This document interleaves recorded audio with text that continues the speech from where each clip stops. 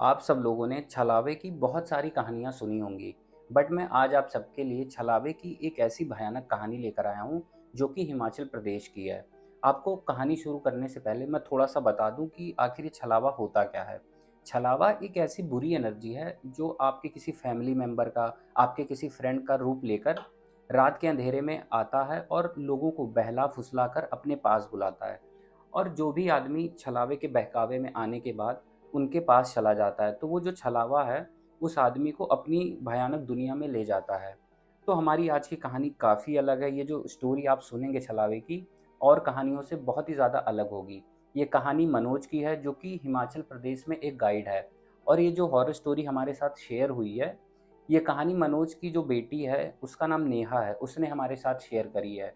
ये जो कहानी है आज से 20 साल पुरानी है, तो आप सभी लोग कहानी को बहुत ही ध्यान से सुनिएगा। तो कहानी को शुरू करने से पहले अगर आप सभी लोग हमारे चैनल पे नए हैं, तो चैनल को सब्सक्राइब कर लीजिए। अगर आपको वीडियो अच्छी लगेगी तो लाइक ज़रूर करें, और आइए छलावे की इस भयानक कहानी को शुरू करते हैं। इस कहानी की शुरुआत आज से 20 साल पहले होती है।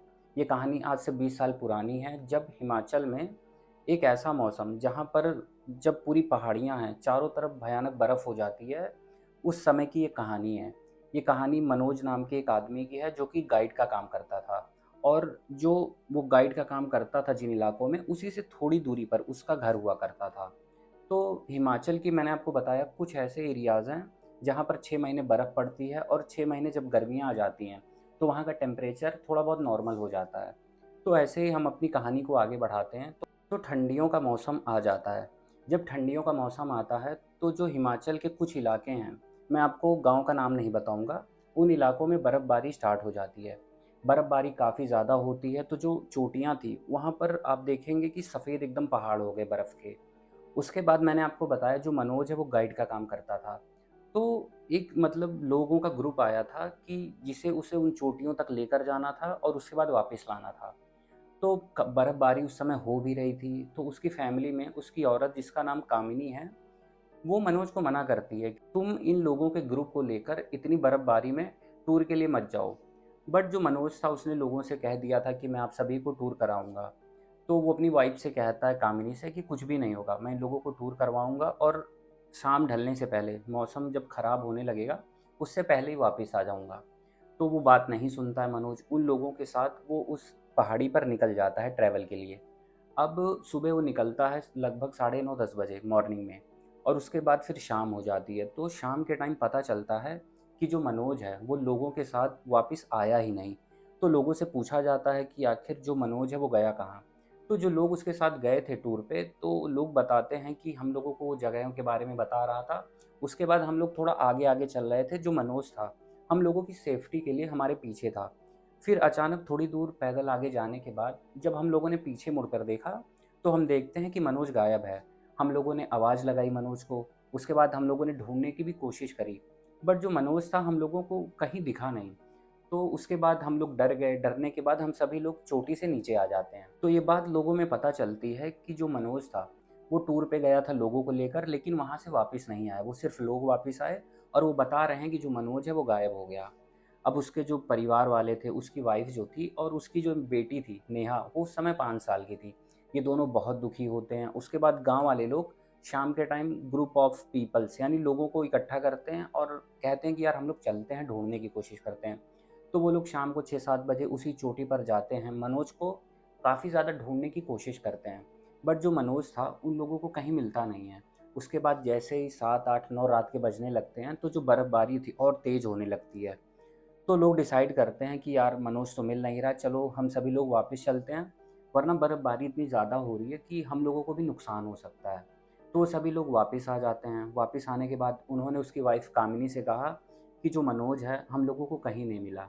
हम सब ने बहुत ज़्यादा ढूँढा, वो हमें कहीं भी नहीं मिला, और बर्फ़ ज़्यादा पड़ने लगी, इसलिए हम सभी लोग नीचे आ गए। अब उसके बाद इतना बताने के बाद वो जो लोग थे गाँव के, वो अपने-अपने घर चले गए। फिर जो कामिनी थी, उसने मान लिया कि जो मनोज है, वो गया था और वो कहीं उसी पहाड़ की चोटी पर खो गया। अब वो बहुत परेशान होती है, उसकी छोटी-सी बच्ची थी, वो बहुत दुखी थी क्योंकि पति गायब हो गया, उसका पता भी नहीं चल रहा है। तो उसने मान लिया कि जो मनोज है अब नहीं रहा। अब जैसे-तैसे जो कामिनी थी उसने अपने दिन काटने शुरू कर दिए। 1 महीना, 2 महीना, 3 महीना, 4 महीना, ऐसे लगभग 6 से 7 महीने बीत गए। तो जो कामिनी थी उसके अंदर दर्द था अपने पति को खोने का, बट वो कर भी क्या सकती थी। तो 6-7 महीने बीत जाते हैं, तो जो ठंडियाँ थी थोड़ी कम हो जाती हैं, बर्फ़बारी कम होने लगती है, फिर जो मौसम है वो गर्मियों का स्टार्ट होने लगता है। तो ऐसे ही एक शाम जो कामिनी थी अपने घर में अपने रूम में आराम से बैठी हुई थी, तो उसे दरवाजे पर किसी के नॉक करने की दस्तक सुनाई पड़ती है। तो जो कामिनी थी वो उठकर जाती है, दरवाज़ा खोलती है। तो दरवाज़ा खोलने के बाद जो कामिनी थी, अब वो देखती है कि दरवाजे पर मनोज खड़ा है। तो मनोज को देखने के बाद पूरे 6 से 7 महीने हो गए। 6 से 7 महीने बाद जो मनोज है अब दरवाजे पर खड़ा है। पहले तो कामिनी सोच नहीं पाती कि आखिर मैं खुश हूँ या मैं हैरान हूँ कि आखिर इतने दिनों बाद मनोज कैसे बच गया और कैसे वापस आ गया। बट उसने अपने इन सारे थॉट्स को रोका। उसने सोचा कि यार मेरा पति वापस आ गया, इससे अच्छी चीज़ क्या हो सकती है। उसने मनोज को अंदर बुलाया। अंदर बुलाने के बाद फिर उससे पूछने की कोशिश करी कि मनोज तुम 6-7 महीने से आखिर थे कहाँ? तो जब उसने मनोज से पूछने की कोशिश करी तो मनोज ना कुछ बता नहीं पा रहा था। वो कह रहा था कि बस मैं उन लोगों को लेकर गया था। उसके बाद मुझे ऐसा लगा कि मैं कहीं खड्डे में गिर गया, बेहोश हो गया, और उसके बाद जब मेरी आँखें खुली तो मैं पहाड़ की चोटी के नीचे खड़ा था और बस मैं यहाँ घर आ गया। तुम क्या कह रही हो? कितने महीने हो गए मुझे गए? तो जो कामिनी थी वो भरोसा करना चाहती थी जो मनोज था उसकी बातों पर, बट आप लोग खुद ही सोचिए कि मतलब नॉर्मली ये पॉसिबल ही नहीं है कि 6 महीने 7 महीने तक कोई आदमी खड्डे में गिरा रहे और उसके बाद अचानक वापस आ जाए। बहुत स्ट्रेंज चीज़ थी। बट वो सोचती है कि शायद इसके दिमाग पर या चोट लगी है या इतने दिनों बाद वापस आया है, तो वो ज़्यादा सवाल जवाब नहीं करती। उससे कहती है ठीक है तुम आराम करो। बट एक चीज़ नोटिस करने वाली थी कामनी के लिए कि जो मनोज था अब जब से वापस आया है वो बहुत अजीबो-गरीब बिहेव करने लगा है। उसका जो स्वभाव है, उसका जो व्यवहार है काफ़ी ज़्यादा चेंज हो गया है। उसकी जो आदतें हैं बहुत ज़्यादा बदल गई हैं।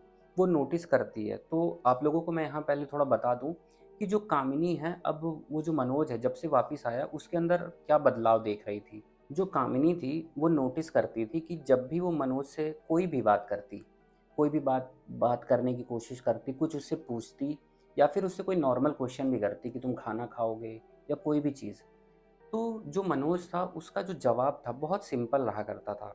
तो जो कामिनी थी वो नोटिस करती है कि अब जो मनोज है, जब पहले गया था और जब अब वापिस आया उसमें सबसे बड़ा चेंज ये है कि जो मनोज है उसका जो पूरा चेहरा है, उसका फेस एक्सप्रेशन ना बहुत नॉर्मल नॉर्मल भी नहीं कह सकते। आप लोगों को मैं कैसे बताऊँ, जैसे डेड फेस एक्सप्रेशन रहने लगा कि अगर वो गुस्सा भी है, वो खुश है, हँसी में है, नाराज़ है, तो लोगों के फेस का एक्सप्रेशन पता चलता है कि आखिर वो क्या सोच रहा है, वो गुस्से में है कि क्या है। बट उसका एक्सप्रेशन हमेशा एकदम डेड फेस की तरह रहने लगा। उसके चेहरे पे ना अब कोई एक्सप्रेशन नहीं रहता था। और जो उसकी आँखें थी मनोज की, ऐसा लगता था ना कि उसकी आँखों में कोई इमोशन नहीं है।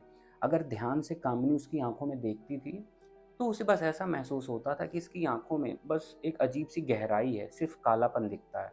कोई मतलब एक हिसाब से कह सकते हैं कि जब से मनोज वापस आया था, वो एकदम इमोशनलेस आदमी बन चुका था। और कामिनी जो है वो दूसरी सबसे इम्पोर्टेंट चीज़ ये भी नोटिस करती है कि जब से मनोज वापस आया, पहले जो मनोज था ना, जब गया था ट्रैकिंग के लिए, तो जो उसकी आवाज़ थी काफ़ी मतलब मोटी आवाज़ थी, काफ़ी दमदार आवाज़ हुआ करती थी। बट वो जब से वापस आया है, वो एक अजीब-सी पतली और तीखी-सी आवाज़ में बोलता है। और जब मनोज बोलता है ना, तो ऐसा लगता है कि जो दीवारें हैं, उसके पास से उसकी आवाज़ गूंजती हुई आ रही है, मतलब चारों तरफ से।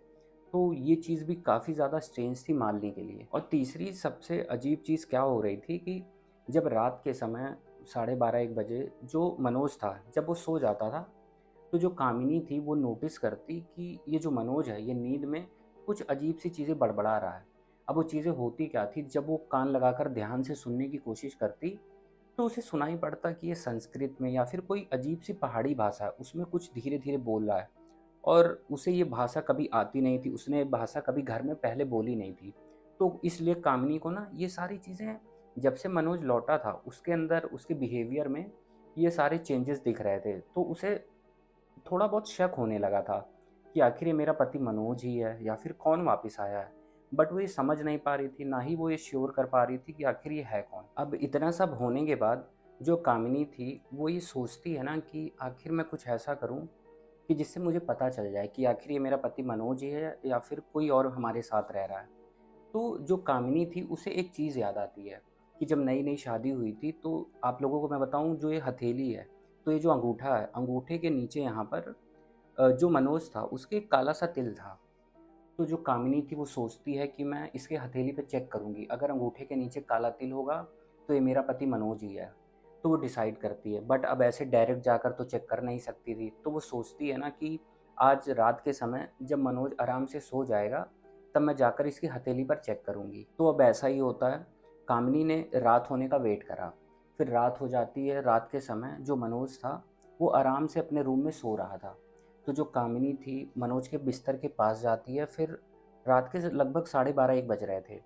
कामिनी ने मनोज का हाथ पकड़ा और चेक करने की कोशिश करी अंगूठे के नीचे। तो जो कामिनी थी देखकर हैरान रह जाती है कि अंगूठे के नीचे वो जो काला तिल था, वो तिल तो था ही नहीं। अब ये देखने के बाद वो समझ जाती है कि ये मेरा पति नहीं बल्कि कोई और है। बट उसके दिमाग में ये भी चलता है कि अगर ये दिखता तो मनोज जैसा है, बट ये अगर मनोज नहीं है तो है कौन? बट वो ये सोच ही रही थी, तब तक उसे ऐसा फ़ील होता है कि जो मनोज सो रहा है, वो हल्की-सी उसकी आँखें या नींद खुलने की मतलब ऐसा लग रहा है जैसे कोशिश कर रही थी। तो वो डर के मारे रूम से बाहर निकलने लगती है। जैसे ही कामिनी दरवाजे के पास पहुँची थी, मनोज की आँखें खुलती है और वो कामिनी को देख के बोलता है कि तुम कहाँ जा रही हो? अब जब मनोज ने इतना ही पूछा था कि तुम कहाँ जा रही हो, तो ऐसा लगा ना कि जो मनोज की आवाज़ है, वो चारों तरफ से रूम में गूंज कर आ रही है। मतलब हर तरफ से उसकी आवाज़ आई कि तुम कहाँ जा रही हो। अब ये सुनने के बाद वो एकदम डर जाती है, बट वो भाग नहीं सकती थी, क्योंकि अगर भागती क्या पता वो चीज़ क्या है वो अटैक कर दे। तो जो कामिनी है वहाँ से भागती नहीं है, वो पीछे मुड़ती है, मनोज के पास आती है और कहती है कुछ नहीं, मैं बस चेक करने आई थी तुम सो रहे हो कि नहीं ठीक से। तो जो मनोज था वो कुछ नहीं बोलता, वो बस इतना कहता है कि कामिनी मेरी बात सुनो, मुझे तुमसे कुछ ज़रूरी बात करनी है। तो कामिनी सोचती है कि यार ये मनोज मुझसे क्या बात करना चाह रहा है। उसके दिमाग में ये भी चल रहा था कि ये मेरा मनोज तो है ही नहीं, फिर ये मुझसे क्या बोलना चाह रहा है। बट फिर भी वो सुनने के लिए वहाँ पर रुकती है। तो जो मनोज था आधी रात का टाइम हो रहा था, वो कामिनी से कहता है कि यार कामिनी, जब से मैं वापस आया हूँ ना, मुझे ऐसा लगता है कि मेरी याददाश्त धीरे धीरे चली गई है, मुझे पुराना कुछ याद नहीं है। क्या तुम मुझे बताओगी कि मैं पहले कैसा था, कैसे बातें करता था, मैं तुम्हारे साथ कैसा रहता था, और भी सारी चीज़ें, ऐसे मोमेंट्स जो मेरे और तुम्हारे हैं और कोई नहीं जानता। तो एक हिसाब से जो कामिनी थी जब ये सुनती है ना, तो वो पक्का श्योर हो जाती है, ये आदमी मनोज नहीं है और ये चीज़ें मुझसे इसलिए कह रहा है, जानने के लिए कि आखिर ये मनोज के बारे में जान सके, ताकि मनोज की नकल पूरी तरीके से कर सके। तो जो कामिनी थी उस समय कुछ नहीं बोलती। वो कहती है कि ठीक है मनोज, तुम अभी सो जाओ, हम सुबह बात करेंगे, जो भी तुम्हें जानना होगा मैं सारी चीज़ें तुम्हें सुबह बता दूंगी। अब उसके बाद होता क्या है, अगली सुबह हो जाती है। अगली सुबह होने के बाद जो कामिनी थी वो अपनी तरफ से तो श्योर हो गई थी कि मेरा पति मनोज नहीं है। तो वो क्या करती है, गांव में एक बहुत ही ज़्यादा प्रसिद्ध बाबा थे, तो उस बाबा के पास जाती है और उनसे पूछती है कि बाबा, मेरे साथ ऐसा ऐसा हुआ है, मेरा पति 6-7 महीने के लिए गायब हो गया था, फिर वापस आया है, अब वापस आने के बाद मुझे ऐसा लगता है कि वो मेरा पति नहीं है। तो पहले तो बाबा कुछ नहीं बोलता, कहता है कि ठीक है तुम बैठो, मैं तुम्हारी बात सुनता हूँ। उसके बाद बाबा ने थोड़ा बहुत अपने मंत्र वगैरह पढ़े। फिर उसने कामिनी को एक ऐसी चीज़ बताई जिसे सुनकर शायद आप भी हैरान रह जाएंगे। तो जो बाबा थे वो बताते हैं कामिनी से कि ये तुम्हारा पति मनोज नहीं, बल्कि एक वन छलावा है। तो कामिनी सुनती है, कहती है कि वन छलावा ये कैसी चीज़ है? तो जो बाबा हैं वो बताते हैं कि जिस चोटी पर तुम्हारा पति गया था ट्रैकिंग के लिए, उस चोटी पर एक वन छलावा रहता है, एक ऐसा छलावा जो कि किसी आदमी को अपने साथ ले जाता है और उसी की शक्ल, मतलब एक हिसाब से चादर ओढ़ लेता है उसके शक्ल की, और उस आदमी को ख़त्म कर देता है, मार देता है और उसकी जगह वापस आकर खुद ले लेता है। तो तुम्हारा वो पति नहीं है मनोज, मनोज मर चुका है, उसकी जगह तुम्हारे घर में एक वन छलावा रह रहा है। अब ये सुनने के बाद जो कामिनी थी उसके हाथ पैर मतलब कांपने लगते हैं, वो बहुत ज़्यादा डर जाती है। वो सोचती है कि इतने दिनों से मैं एक छलावे के साथ, मैं और अपनी बेटी जो 5 साल की है उसके साथ रह रही हूँ, अगर वो हमें कुछ कर दिया या फिर उसने अटैक कर दिया या हमें मार दिया तो आखिर मेरा और मेरी बेटी का होगा क्या। वो बहुत ज़्यादा डर जाती है।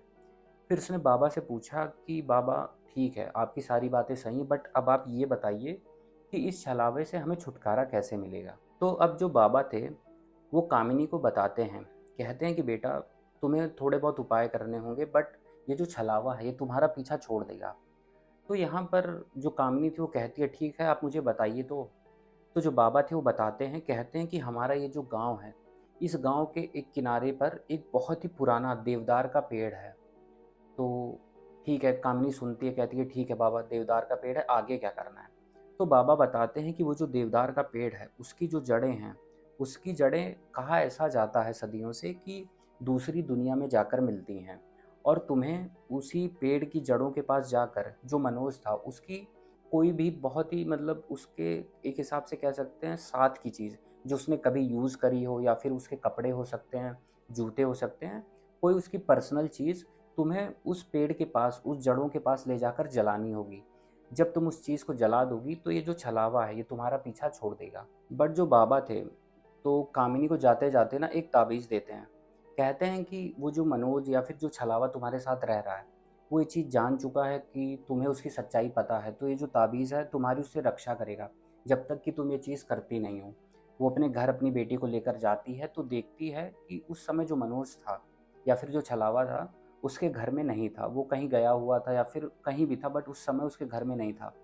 तो जो कामिनी थी उसने मनोज की बहुत ही पुरानी, लेकिन वो जो एक जैकेट थी जो मनोज को बहुत पसंद थी और वो हमेशा पहना करता था। तो कामिनी ने उस जैकेट को उठाया और अपनी बेटी को लिया, और साथ ही दोनों उस देवदार के पेड़ की तरफ निकल जाते हैं।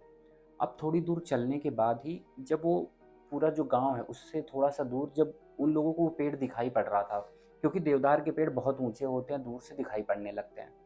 तो जब वो पेड़ दिखाई पड़ रहा था, तो इन दोनों ने, माँ और बेटी ने, चलने की अपनी रफ़्तार को थोड़ा बढ़ा दिया।